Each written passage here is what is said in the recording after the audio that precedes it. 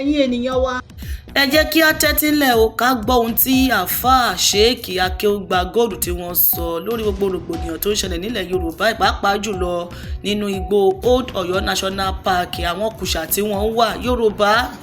ẹ jẹ́ kí á dìde lórí gbogbo àwọn nǹkan tó ń ṣẹlẹ̀ nílẹ̀ Yorùbá ẹ má jẹ́ kí á dákẹ́ o pàápàá jùlọ bí wọ́n ṣe ń wa kùsà nílẹ̀ Yorùbá tí àdẹ̀dẹ̀ tọ́ka sí nǹkan pàtó tí wọ́n fi ń ṣe tí kò sí ìlọsíwájú kò sómi kò síná kò sí ètò ààbò ẹ jẹ́ kí á gbọ́ ọ̀rọ̀ lẹ́nu Sheikh Akeugba Gold. Kò gbọ́dọ̀ di tí ó west táwọn individual kan máa gba peanut sápò tẹ́rù páwọn ìdólówó táwọn orílẹ̀-èdè míì dẹ̀ ń kó lọ láti lọ fi sọ̀rọ̀ ajé tán túlù tí wọ́n ṣe tìlù tiwa ò dẹ̀ kú ò ní bó ṣe wà. Eruku láì ní lọ́nà ìtàsá, eruku láì ò ní lọ́nà tápà, eruku láì ò ní lọ́nà tábà bánní. Eruku láì ní tẹ́ bá ti kúrò nígbẹ̀tì gbogbo ọ̀nà tó jẹ́ Federal Road ládùúgbò yẹn eruku láì ní. Kò síná, kò sí electricity, kò sí company, kò sí omi tí wọ́n á mu. Wọ́n dẹ̀ ń wá nǹkan billions of dollars jáde bẹ̀. Ẹ̀dẹ̀ ni á dákẹ́. Inú ọkọ̀ ojú omi ni gbogbo wa wà. Àwọn tí wọ́n ń crack ẹ̀ náà kí àwọn alákatakítí ẹ̀sìn. Tá a bá dákẹ́ tá a bá wòran gbogbo wa ni ó padà affect at the end of the day. Mo tún dé tọ́lọ́ tún ṣe mí ní olórí gbogbo àwọn oníwàásí tí wọ́n ń wá àlàáfíà nílẹ̀ Yorùbá tá ń pè ní Yorùbá Land Council for Islamic Preachers ìyẹn Ittihad. Kí ni nǹkan tí mo bá dé lọ́jọ́ èní? Ọ̀pọ̀ èèyàn ni wọ́n message kódà lómi tó jẹ́ afọ́núfọ́ra ó ń comment sábẹ́ àwọn programs níbòmíì á kọ síbẹ̀ pé kí lọkùnrin yìí kí ló kàn pẹ̀lú ọ̀rọ̀ Old Ọ̀yọ́ National Park gan rọ́rọ̀ mi sọ ni ẹ wo aláìnílàákàyè. Ọ̀rọ̀ wa nílẹ̀ Yorùbá tá a bá gbẹnu dákẹ́ tá a sọ̀rọ̀ ó dà gẹ́gẹ́ bí àwọn tí wọ́n ń lọ nínú ọkọ̀ ojú omi ẹnìkan wá mú àáké ó ń sá ọkọ̀ ojú omi yẹn àwọn yòókù wá ń wò yí pé ẹ má jẹ́ kan sọ mí lẹ́nu pé mi nìkan ni mò ń sọ̀rọ̀. Tí ọkọ̀ ojú omi yẹn bá lọ lu pẹ́rẹ́ gbogbo wọn ni wọ́n sink. Nínú tí ẹ̀sìn tiwa tó kọ́ wa ni pé àsìkò tó bá yẹ kó o sọ̀rọ̀ tó sọ̀rọ̀ tó bá lọ di wàhálà special double níyà àwọn tọ́lọ̀ ń fọ̀rọ̀ sí lẹ́nu tí wọ́n sọ̀rọ̀. Ẹlẹ́ẹ̀kejì mo tún wá rí táwọn èèyàn sọ fún mi àwọn èèyàn mẹ́sẹ̀jì mi gan lórí ọ̀rọ̀ Old Ọ̀yọ́ National Park. Ọ̀pọ̀ ní sọ fún mi pápá àwọn tí wọ́n ń gbé ibẹ̀ wọ́n ní gbogbo ọ̀rọ̀ tẹ́ sọ ní gbogbo àwọn tí wọ́n ń bẹ níbẹ̀ ó bẹ̀rẹ̀ láti Ìtàsá Yàwọ́ta Bánní gbogbo ibi tí wọ́n ti ń máìn pé kódà àwọn tí wọ́n jẹ́ tí wọ́n ṣe Yorùbá ń bẹ̀ wọ́n gbọ́ tẹ́ sọ. Àmọ́ tó fi everybody lọ́kàn balẹ̀ ni pé ìjọba ò ní nǹkan kan tí wọ́n á ṣe lórí ti bẹ̀lẹ̀.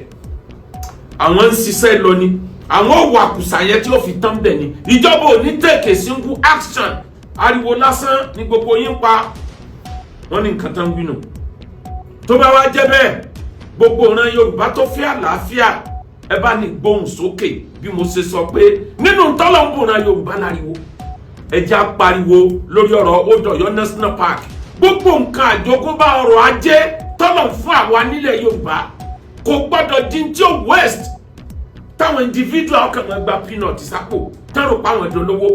táwọn orílẹ̀-èdè míì dẹ̀ ń kó lọ láti lọ fi sọ̀rọ̀ ajé tán túlù tí wọ́n ṣe tìlù tiwa ò dẹ̀ kú ò ní bó ṣe wà. Eruku láì ní lọ́nà ìtàsá, eruku láì ò ní lọ́nà tápà, eruku láì ò ní lọ́nà tábà bánní. Eruku láì ní tẹ́ bá ti kúrò nígbẹ̀tì gbogbo ọ̀nà tó jẹ́ Federal Road ládùúgbò yẹn eruku láì ní. Kò síná, kò sí electricity, kò sí company, kò sí omi tí wọ́n á mu. Wọ́n dẹ̀ ń wá nǹkan billions of dollars jáde bẹ̀. Ẹ̀dẹ̀ ni á dákẹ́. Al-Qur'ani ní a'udhu billahi minash shaitonir rajim. Bismillahir rahmanir rahim. Wattaqu fitnatan la tusibanna alladhina zalamu minkum khassatan wa'lamu Anallaha shadidul iqabi. Bá mi wo parí àyà yẹn tí ò bá right kó bá mi correct ẹ̀. Al-Qur'ani sọ wípé wattaqu fitnatan ẹ bẹ̀rù ìyà, ẹ bẹ̀rù àdánwò tí ò ní débẹ̀ ni tó bá fọwọ́ fà nìkan mọ́. Inú ọkọ̀ ojú omi ni gbogbo wa wà. Àwọn tí wọ́n ń kíráàkì ẹ̀ náà kí àwọn alákatakítí ẹ̀sìn.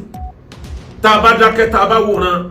gbogbo wa ni ó padà affect at the end of the day. Wataku fitnatan, ẹ bẹ̀rù àdánwò. La tusibanna alladhina zalamu minkum khassa. Ó kàrè. Wa'lamu anna Allaha sadidul iqab. Ọlọ́run mi Ọlọ́run ìbínú èmi Ọlọ́run le gan. Fẹ́yìn tá ẹ bá ń wòran tẹ́ tètè jígìrì. Kẹ́ kó àwọn tí wọ́n fẹ́ dàlú kẹ́ kó wọn lọ́wọ́rọ́. Ọlọ́run lémi Ọlọ́run ìbínú mi ntọ́ lágbára ni. Ọlọ́run má jẹ́ á rí ìbínú rẹ̀. Ní ló jẹ́ ń gbé jáde níbẹ̀rẹ̀ wá sí wípé Yorùbá dọwọ́ rẹ̀. Nàìjíríà yìí dọwọ́ rẹ̀. Ogun níwá ogun lẹ́yìn. Ọlọ́run wá gbé wá níjà. À ń bẹ̀ ẹ́ Olúwa. La ilaha illallah, la ilaha illallah, Muhammadu Rasulullah, la ilaha illallah. Tá a bá dákẹ́ tá a bá sọ̀rọ̀, akọ̀rọ̀ wa máa dàbí àwọn ọmọ Israel, ilẹ̀ lérí, ilẹ̀ Canaan tó ń jẹ́ Palestine lẹ́nu, tọ́lọ̀ ń ṣàdéhùn fún wọn. Ọlọ́run ní ẹ gbọ́, èmi Ọlọ́run kì í sọ̀kalẹ̀ wá gbèjà èèyàn o. Ẹ̀yin lẹ gbèjà ara yín, ibi ẹ bá gbèjà ara yín dé Ọlọ́run ó ti gbèjà yín o. Ẹni ó bá jókòó kalẹ̀ tí ń retí Ọlọ́run kó ní ó gbèjà òun tí ó dẹ̀ lápá tó lẹ́sẹ̀ tó struggle, Ọlọ́run lè máa wẹ̀ràn o. Ọlọ́run ní ilẹ̀ tí àlùmọ́ọ́nì wà tí mo pèsè fún yín, ẹ máa lọ sílùú yín ibi wọ́n ti lé yín jáde tọ́jẹ́lẹ̀ yín táwọn àjòjì gòdògbò tí wọ́n ti gbàbẹ̀ tí wọ́n kó nǹkan àlùmọ́ọ́nì ibẹ̀ ẹ padà síbẹ̀ ẹ lọ jà fún nǹkan yín, ẹ lọ fight fún right yín kẹ́ ẹ lè mọ iye. Ní wọ́n bá sọ nínú Al-Qur'an wọ́n lọ́lọ́run wa inna fiya qawman jabbari. Àwọn tó lè jù wá lọ ní bẹ́ẹ̀ àwọn bandits tí wọ́n gbé ìbọn AK, ìbọn A50, A90 ìní àmọ̀ gbé dání. Inna fiya qawman jabbari. Àwọn tí wọ́n burú jù wá lọ ní ẹ̀ńbẹ́ níbẹ̀ o bó ṣe wà ní Qur'an yẹn. Inna lan nadkhulaha ní wọ̀bẹ̀ níwọ̀n àgbà táwọn èèyàn yìí bá ń bẹ́ẹ̀. Ọlọ́run sọ̀kalẹ̀ wá bá wa jà, bá wa lé wọn lọ, tọ́ ọ bá lé wọn lọ tán nígbà náà àwọn wàá wọ̀lú wa jẹ́jẹ́. Ọlọ́run wa ní fa inna muharramati alayhim arba'ina sanatan yatihuna fil ard. Ní tìtorí pé wọ́n sọ̀rọ̀ òmùgọ̀ jáde lẹ́nu, Ọlọ́run ni ó bá wọn jà. Ìlú tó yẹ kán fi 40 days rìn, Ọlọ́run ni mo sọ di 40 years mọ́ wọn lọ́wọ́. Yẹn ogun dàkó, wọ́n dààmú nínú igbó ni for 40 years. Musa tó lead wọn ò padà wọ̀lú yẹn. Ó kù díẹ̀ tí wọ́n wọ̀lú yẹn lọ́jọ́ kú rẹ̀ pé ibi Musa kú sí nìyẹn. Ọmọ ẹ̀yìn rẹ̀ òun ló padà lead àwọn ọmọ Israel wọ ilẹ̀ Canaan níwọ̀n àgbà tó jẹ́ pé àwọn yẹn ti padà decide pé àwọn padà wọbẹ̀. 40 years ni wọ́n decide tẹ́ ń sojo tí ń sá kiri. Ọdún tí ń decide pé ẹjẹ́ àlọ́jà bọ́lọ̀ ń ṣe wí. Ọjọ́ yẹn lọ́dọ̀ ń fọ̀nà mọ̀ wọn. Ìran Yorùbá ẹjẹ́ àronú. Mo wá rò lọ mo rò ó bọ̀. Ẹ̀yin tẹ́ wọlé sórí íńtánẹ́ẹ̀tì ẹ bá mi share lógúnlógún, ẹ share lọ́gbọ̀nlọ́gbọ̀n, ẹ like, ẹ comment, ẹ wá bá mi follow page Albarika yìí. Ọlọ́run máa follow ẹ̀yin náà sí dáadáa. Mo wá rò lọ mo rò ó bọ̀. Mo wá rí ìmọ̀ràn 5 tí mo lè fúnjọba, tí mo lè fúnlẹ̀ Yorùbá lórí báwo làlàáfíà ó ṣe jọba. Torí tá a bá wà careful tí wọ́n bá gba ilẹ̀ Yorùbá, Old Ọ̀yọ́ National Park ni ó ti bẹ̀rẹ̀, ó sì ti bẹ̀rẹ̀. Ilẹ̀ tó tó odidi state kan, àwọn tí kìí ṣe Yorùbá ni wọ́n ń darí ẹ̀ o, ẹ lọ wádìí ẹ̀. Ilẹ̀ tó ju odidi state míì lọ Nàìjíríà, àwọn tí wọ́n kàn ṣàdédé rìn wá, wọ́n jẹ́ sẹ́tù síbẹ̀ wọn rẹ ní challenge wọn, ilẹ̀ ìjọba dẹni. Àwọn ni wọ́n ń darí ẹ̀. Mo wá ní ìmọ̀ràn 5 lórí ọ̀rọ̀ insecurity. Mo ní ìmọ̀ràn 5 kan náà lórí ọ̀rọ̀ economy, ọ̀rọ̀ ajé ilẹ̀ Yorùbá. Àkọ́kọ́ ìmọ̀ràn, tíjọba bá ṣùọ̀ pé lódodo àwọn tí wọ́n jí àwọn ọmọ iléèwé kó àtàwọn tíṣà wọn tí wọ́n pa nínú wọn, wọ́n dúnbú ẹni tí wọ́n á dúnbú, tíjọba bá mọ̀ wípé wọn àti kúrò ní Old Ọ̀yọ́, kíjọba federal àti state méjèèjì, Kwara n'Ọ̀yọ́ àtijọba federal lábẹ́ bàbá Tinubu kan gbé gbèsè 5.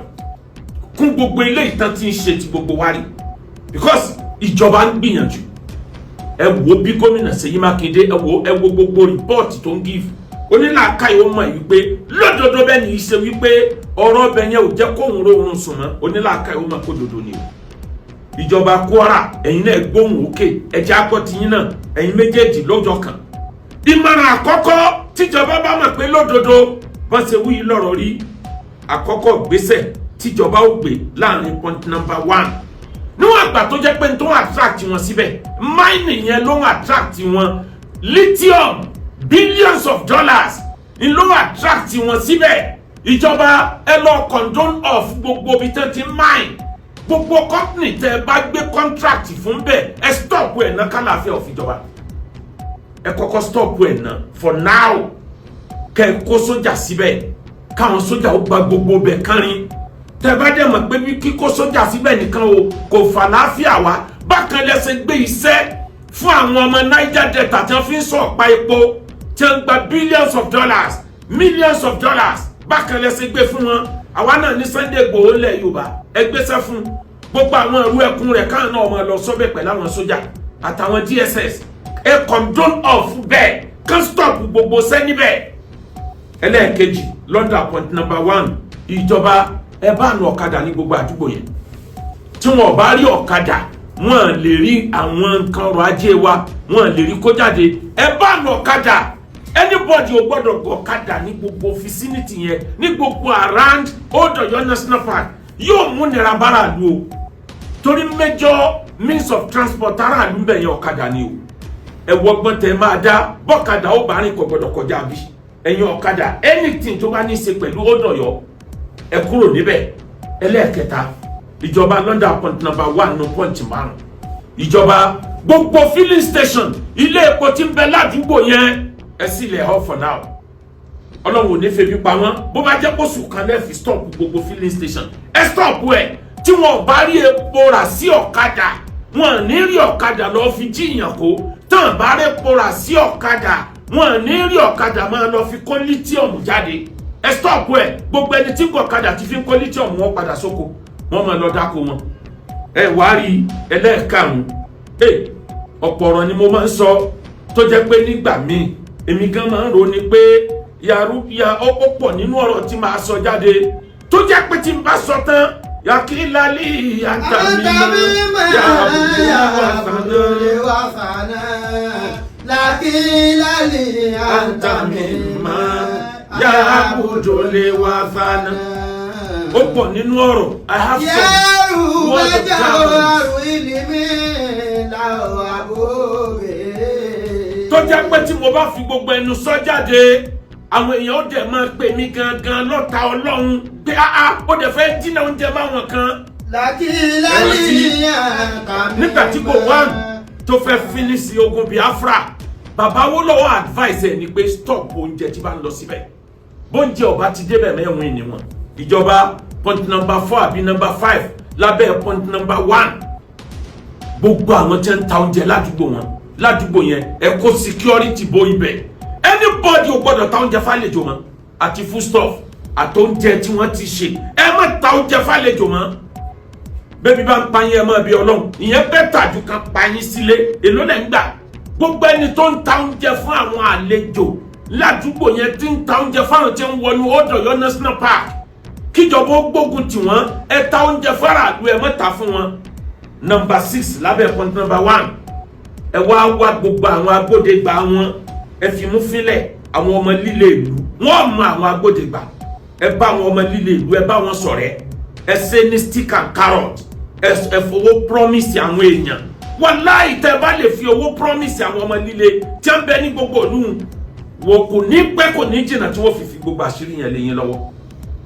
Ìyẹn jẹ́ alákọ̀ọ́kọ́ nínú nǹkan 5 tó jẹ́ solution lábẹ́ point number 1 òun náà kó nǹkan 5 ó kó sábẹ́ Nàìjíríà yìí dọwọ́ rẹ̀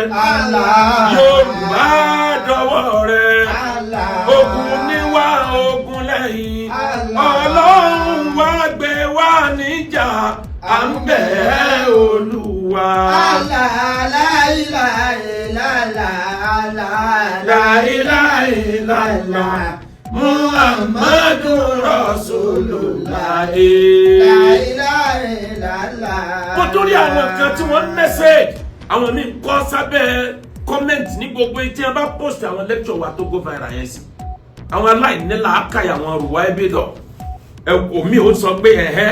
aṣọ ọmọ yìí pé economic reason ló gbé àwọn bandit ló gbé wọn dé Ọ̀yọ́ ló sọ pé àlejò tí wọ́n gbà níbàdàn tá ń sọ fún yín pọ́wọ́ yín mọ́ tá ń sọ fún yín pọ́wọ́ yín mọ́ a ní ká gbójú kúrò ń bẹ̀ for now ká má máa fi ọ̀rọ̀ ẹ̀sìn trade problem yìí tá a bá ń sọ pé mùsùlùmí ni christian ló fà traditionalist ló fà á ní resolution ẹ já gbé ọ̀rọ̀ ẹ̀sìn jù sẹ́gbẹ̀ẹ́ kan ńlẹ̀mí fi fèsì ibi tọ́rọ̀ lọ straight bí bẹ́ẹ̀ kọ́ ẹ̀yin tẹ́ ẹ gbàlejò àlejò tẹ́ ẹ gbà ṣé ẹ gbàgbé ni pé nígbà tí wọ́n mú Sunday Igboho tí wọ́n mú ní Kútọ́nù níbi tó ti lọ jẹ ìyálẹ̀ Yorùbá dédé táàmì yẹn náà ilẹ̀ mọ̀ tó gbé tí sẹ́mu àlejò lẹ́mọ̀ gbé wá sí Ìgbòho tẹ́ni kó wá ṣe program kan ní Ìgbòho nílùú Sunday Igboho kankan ẹ ti gbàgbé ni tọ́wọ́ àfi Sunday Igboho ṣe yẹ̀yẹ́ bẹ̀ tó ṣe fídíò tó dúró lára signboard secondary school Ìgbòho ẹ ti gbàgbé ni pé tí same person àlejò tá ẹ gbà ní lẹ́yìn ìgbà tó wá síbàdàn ṣe ẹ tún gbàgbé ni ó tuntun wá sádùúgbò Old Ọ̀yọ́ National Park ẹ tún gbàgbé ni ọ̀rọ̀ pọ̀ tí mi ò fẹ́ sọ jáde ẹ má tọwọ́ bọ̀ mí lẹ́nu ardumbi hardin wa ikhwanu bi mithili ilẹ̀ tó bá jọra wọn ní ẹjọ́ ń rìn ọ̀rẹ́ tó bá jọra wọn ni wọ́n ẹjọ́ gbára wọn rìn àbókí bàráwò ni ọ̀rẹ́ ó lè ní ọ̀rẹ́ ẹ̀ka ìka ni ó jọra wọn kan pọ́ǹtì yẹn pọ̀ tí mo fẹ́ kà àmọ́ nítorí ká má bàa sọ kínní yẹn dọ̀rọ̀ ẹ̀sìn ló jẹ́ kí n dákẹ́ ọwọ́ yín ò mọ́ o ẹ̀yin tẹ́ ẹ gbàlejò ọwọ́ yín ò mọ́ ẹ tún lọ wọ àwọn tẹ́ ẹ tún ṣe lẹ́yìn ìgbà yẹn tẹ̀léra wọn sọ́jọ́ tẹni tọ́wọ́ ẹ̀ mọ́ sọ́jọ́ tẹni tí ń ṣàánú àwọn ọmọ ọlọ́mọ tí wọ́n ń bẹ nínú òjò nínú oòrùn sọ́jọ́ tẹni tí ń ṣàánú fámìlì tí wọ́n dúró àwọn ìgbésẹ̀ wo lẹ ti gbé tí ó proof ẹ̀ hàn yín wípé tí ó proof ẹ̀ hàn aráyé pọ́wọ́ yín mọ́ bí bẹ́ẹ̀ kọ́ ẹ tún complicate issue sí ni kí ló dé tẹ́ fẹ́ di ẹ̀gún lára flesh ilẹ̀ Yorùbá ẹ̀ẹ́dẹ̀ ṣe làákàì ẹ̀ẹ́dẹ̀ ronú ardumbi hardin wa ikhwanu bi mithili arisiku yaati liman yasa wa man yukimu orin bàbá wa ní Kire bàbá wa ní Kirun Ṣéhù Yakub mo ti kátìrà yẹn ti pẹ́ kí ni mo sọ débẹ̀ ni pé ọ̀rẹ́ tó bá jọra wọn àwọn náà jọ ń bára wọn rìn ẹ wá rí lórí point number 2 ìjọba tó bá jẹ́ pé àfi àlàáfíà nílẹ̀ Yorùbá ẹ bá gbógun ti àwọn oní hate speeches àtàwọn tí wọ́n preach sermon of calumny àwọn tó jẹ́ pé gbogbo ìwàásù wọn kankan àwọn tí ó ṣe wàásù ní ibẹ̀ tó jẹ́ pé hate speeches náà sọ ọ̀rọ̀ tó lè ba ilẹ̀ Yorùbá jẹ́ má torí pé hate Islam kó o má balẹ̀ kó o má sọ̀rọ̀ tí ó balẹ̀ Yorùbá jẹ́ má torí pé hate Christianity kó o má sọ̀rọ̀ bí ẹni orí ẹ̀ ti balẹ̀ má torí pé hate traditionalist kó o má sọ̀rọ̀ tí ó da yẹ́rù àwọn àdúkà ọ̀sẹ̀sìn they are living fine kí ló dé tẹ̀sìn délẹ̀ wa tó wá dàdánwò níbi oṣù kan àbọ̀sẹ̀ díẹ̀ sẹ́yìn àjọ àgbáyé declare Saudi Arabia as one of the safest place to live on the earth. ọ̀kan nínú ìlú tẹ́ ẹ lè gbé tọ́kàn yín balẹ̀ jù láyé wọ́n ní Saudi Arabia ni. kí ló dé Saudi Arabia tó jẹ́ headquarter Islam ó di safest place ààyè tó fọkàn balẹ̀ jù láyé. àwa táwọn ọ̀rọ̀ tọ́nà wá dìn nínú gbígbàgbọ́yé Islam nílẹ̀ Yorùbá àwa làwa dìbì tipayàwọ̀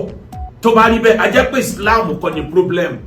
ẹ̀yin tẹ́ ń darí ẹ̀yin tẹ́ ń pera yín ládàrí tọ́lọ́run ò pè yín miss call Ọlọ́run lẹ́rí kì í ṣe kọ́lọ́ ń pè yín ẹ̀mí sì kọ́ọ̀lù ni o ẹ̀mí sì kọ́ọ̀lù ní ká ẹ lọ gbọ́ Ọlọ́run ò pè yín Ọlọ́run èé pe ẹni tí ó dá wàhálà alẹ́ sáyé ọ̀dọ̀ tí yín lọ́wọ́ àdìbùdó ogun Saudi Arabia di the safest place in the heart ní gbogbo ayé Saudi Arabia ti wà lára àwọn orílẹ̀-èdè tọ́kàn èèyàn balẹ̀ jù tó o bá wọ bẹ̀ ọkàn rẹ̀ ó balẹ̀ man dakhala akana aminan ẹni ó bá ti wọ bẹ̀ ọkàn rẹ̀ ti balẹ̀. ìgbésẹ̀ wo ni Saudi Arabia gbé ní kíjọba náà gbé lọ́dà point number 2 yìí o gbogbo ẹni tí bá ti ń ṣe wá sí ẹ̀pá ni àní alọ́lọ́ ní ẹ̀pá ẹlẹ́sìn wa ní apá gbójúkò kí ló wò ẹlẹ́sìn wa ní apá tí ń ṣépè fún gbogbo àwọn ẹlẹ́sìn míì ìjọba ìwà bá wa kó wọn lẹ̀ tó bá jẹ́ pé lóòótọ́ lẹ̀ wà láàfíà ò ní ti Saudi Arabia sínú kódà Saudi fight ẹ̀ nígbà yẹn débi pé wọ́n mú ìmáàmù kan lórí mímbàrí ní Maka wọ́n mú ní Medina ń ṣe wáàsí lọ́wọ́ lọ́jọ́ Jímọ̀ tí ń bú àwọn èèyàn tí ń ṣépè fáwọn èèyàn bó ṣe ń bọ́ọ̀lẹ̀ lórí mímbàrí báyìí ọwọ́ ankọ́ọ̀fù ló kó sí ẹ̀wọ̀n ní amọ̀nà street ìlú tó jẹ́ kọta nù wọ́n àtijú pé ìmáàmù tó kéwu rẹpẹtẹ lélẹ́yìí wọ́n ankọ́ọ̀fù ẹ̀wọ̀n wọ́n ju ẹ̀wọ̀n gbogbo àwọn tí wọn kì í sọmọ ìlú wọn Saudi Arabia wọ́n dìpọ́ọ̀tì gbogbo wọn dànù ebi á dìpọ́ọ̀tì àlejò tẹ ìgbà náà láti Saudi Arabia ìgbàgbé ni torí páwọn wà láàfíà ni ilẹ̀ Saudi Arabia ó dìlú tó jẹ́ pé bí Christian bá wọ bẹ ọkàn rẹ̀ balẹ̀ bí traditionalist wọ bẹ ọkàn rẹ̀ balẹ̀ má pronounce ẹ̀sìn rẹ̀ nílùú tó jẹ́ pé headquarter Islam ni ọba ṣe máa ṣe lábẹ́lé má sì ṣe wọ Mecca àti Medina the two holy cities ni wọ́n sọ pé kéèyàn máa wọ̀ wọ́n ní kéèyàn máa wọ àwọn state àwọn tó kù tí ò bá ti ṣe mùsùlùmí síbẹ̀ náà ó di ìlú àlàáfíà ọkàn wọn balẹ̀ wàláhí ó lè sùn lẹ́gbẹ̀ẹ́ títì ní Saudi Arabia láàrin ìlú kan sí ìlú kan ó lè sùn lẹ́gbẹ̀ẹ́ títì tí nǹkan kan ò ní ṣe tílẹ̀ ó fi mọ́ èmi ti wọ mọ́tò kan rí tí mọ́tò wa bàjẹ́ sọ́nà gbogbo dráìvà gbẹ́ni lójú ẹsẹ̀ ló tẹ̀ sílẹ̀ àwọn tó jọmọ Nàìjíríà ń pé ọkùnrin yìí ọmọ fẹ̀mí àwọn ṣòfò mu ní ẹ fọkàn balẹ̀ sí Nàìjíríà Saudi Arabia lẹ́wà àtẹni òǹkàlùkù fẹ́ máa sùn kò tó wákàtí kan ní mọ́tò ọlọ́pàá dé wọ́n ti rí wa lórí CCTV camera wọ́n ti rí wa pé àwọn kan ní problem mọ́tò ọlọ́pàá park kí ni problem yín àṣẹ mẹkáníìkì ń bẹnu àwọn ọlọ́pàá òun ló ṣe mọ́tò yẹn kíákíá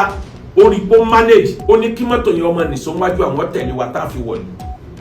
bó ṣe yẹ kó rí nìyẹn àmọ́ lọ́dọ̀ tí yẹn ń bíbà ẹni tí ń ṣèkà ilẹ̀ ń sọ̀pọ́ọ̀tì ẹ sì bẹ̀rù Ọlọ́run látẹ́rílì mọ̀nà ìdámọ́ kúntàmùkú tẹ́dìrẹ́ rárá. fàtúlìmù yẹ̀rìjì òkú bá ìlànà dàmí. fàtúlìmù yẹ̀rìjì òkú bá ìlànà dàmí. eléyìí tí àwọn tí wọ́n ń dájọ́ bú tí wọ́n ń dájọ́ ìkà pẹ̀lú ẹ̀sìn tí ẹ̀sìn ọ̀ràn wọn tó jẹ́ pé fẹ́nu wọn ni wọ́n ń dá. mo wá sí kan tẹ́nìkan ní tí wọ́n bá pè yí pé kọ́ wá ọjẹ́ bricklayer wọ́n bá ní ọwá ṣiṣẹ́ ọba débẹ̀ ọba rí pé chọ́ọ̀chì ní padà sílé bọ́ba fẹ́ rí bínú Ọlọ́run ọgbọ́dọ̀ bá wọn kọ́ kí ló dé sọ olóúnjẹ tó fún ni hábà ẹnìkan ní bọ́ọ̀bá débi iṣẹ́ tí wọ́n bá ní kọ́ lọ fárùn gbọ̀n ọgbọ́dọ̀ fa fìṣẹ́ wọn lẹ̀ aláwọ̀ ọba ebi ọ̀pá sí gèsì ọ̀la tọ́lá làwọn bí ọ léèrè pé sórí ẹ̀ burú ni Ọlọ́run fi kún ìyá rẹ ni ẹ̀sìn ló ní bá wọn sìn kò ní kò sí tó burú ká ẹjọ́ ṣiṣẹ́ ká ìgbowó lọ́wọ́ ara yín ẹ lọ wo àwọn ọmọ tí wọ́n produce láwọn ọmọ akẹ́kọ̀ọ́ àwọn ọmọ wẹ́rẹ́ ẹ lọ wo àárín ẹ lọ wo ilẹ̀ Haúsá nítorí jẹ́ kí tilẹ̀ Haúsá wà complicated nìyẹn àwọn ọmọ àlùmọ́jìrì tí wọ́n kó jọ àfáà míì 8 speeches tí ń breed tí ń gbìn sọ́kàn àwọn ọmọ yẹn láti kékeré kò jẹ́ kí ìkà ó jọ ẹlòmíì lójú ẹ lọ wo majority àwọn ọmọ táwọn yìí náà ń kọ́ lẹ́kọ̀ọ́ tí wọ́n ń tì jáde láwọn ọmọ kéékèèké láti kékeré lomi ti gbàgbọ́ pé ọ̀tá lòun ọba àwọn ẹlẹ́sìn yòókù sí. fasadun kabirun alimu mutatikun wakibaru minhu jailun mutanasiqun wa fitinatun lil alamin azimatun liman bima fi dini yatamazaqu liman bima fi dini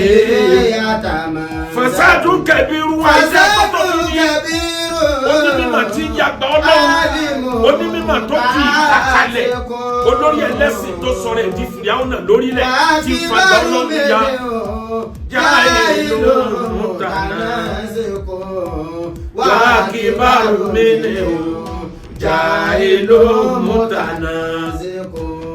ètò burú jù lọ́mọ akẹ́kọ̀ọ́ títún lọ kẹ́kọ̀ọ́ lọ́dọ̀ àwọn tẹ́jẹ́ pé ìka ìwà ká ni wọ́n fi ń kọ́ àwọn èèyàn àwọn atẹni tó kọ́ wọn lẹ́kọ̀ọ́ àtàwọn ọmọ tí wọ́n kọ́ lẹ́kọ̀ọ́ àwọn méjèèjì pírọ́blẹ́mù ni ẹ jẹ́ fáyé liman bima fídíìnì yatamazaqu liman bima fídíìnì yatamazaqu. pàápàá jùlọ fáwọn tí a bá ń fọ́lò wọn láwọn tí a ń fọ́lò wọn lórí tí a gbé dání.